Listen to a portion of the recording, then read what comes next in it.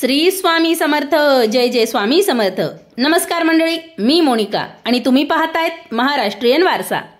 इंग्रजी नवीन वर्षाच्या आपणा सर्वांना खूप खूप शुभेच्छा.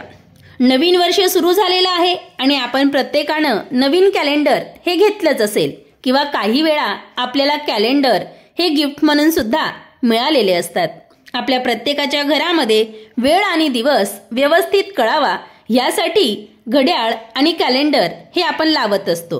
शिवाय ते अशा जागी लावतो जिथून ते सहजपणे दिसावं. वास्तुशास्त्र आणि फेंगशुईच्या दृष्टीने घरात लावलेल्या घड्याळ आणि कॅलेंडरची जागा ही बरंच काही सांगून जाते.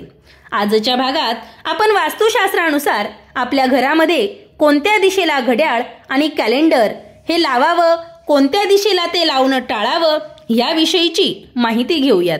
चॅनलवर नवीन असाल चॅनल सबस्क्राईब करून बेल आयकॉन सुद्धा दाबा. आता सुरुवातीला आपण कोणत्या दिशेला घड्याळ लावणं टाळावं याविषयी जाणून घेऊया. दक्षिण दिशेला घड्याळ किंवा कॅलेंडर हे कधीही लावू नये. असं केलं तर आपल्याला त्याचे वाईट परिणाम हे भोगावे लागतात असं वास्तुशास्त्र सांगतं.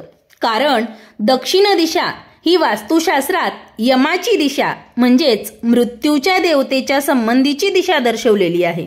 शिवाय ही दिशा आयुष्यामध्ये अति अडचणीची दिशा मानली गेली आहे. त्यामुळे व्यक्तीच्या आयुष्यातील प्रगतीमध्ये येणाऱ्या अडचणींमध्ये सुद्धा आणखी वाढ होऊ शकते असं वास्तुशास्त्र सांगतं.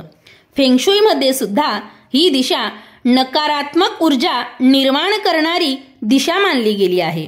म्हणून दक्षिण दिशेला घड्याळ किंवा कॅलेंडर हे लावणं शक्यतो टाळावं.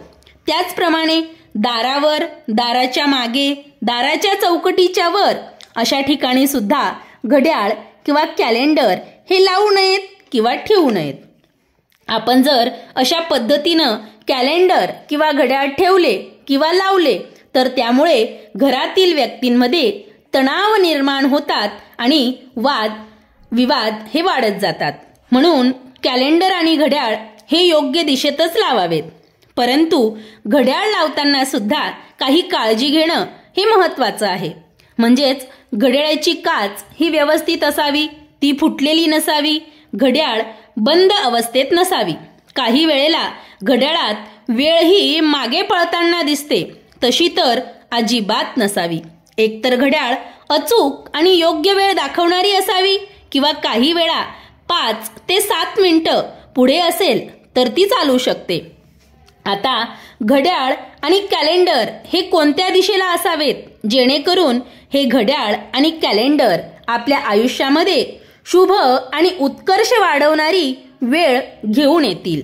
वास्तुशास्त्रानुसार घरातील उत्तर पूर्व, ईशान्य आणि पश्चिम या दिशा शुभ आणि सकारात्मक ऊर्जा देणाऱ्या मानल्या गेल्या आहेत.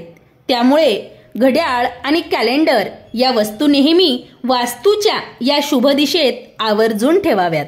अशा पद्धतीने थोडेफार वास्तू नियम पाळून आपण आपल्या जीवनात सकारात्मकता अनुभवू शकतात. आजची झालेली सेवा ही महाराजांच्या चरणी रुजू करते आणि तुमची रजा घेते. श्री स्वामी समर्थ. जय जय स्वामी समर्थ.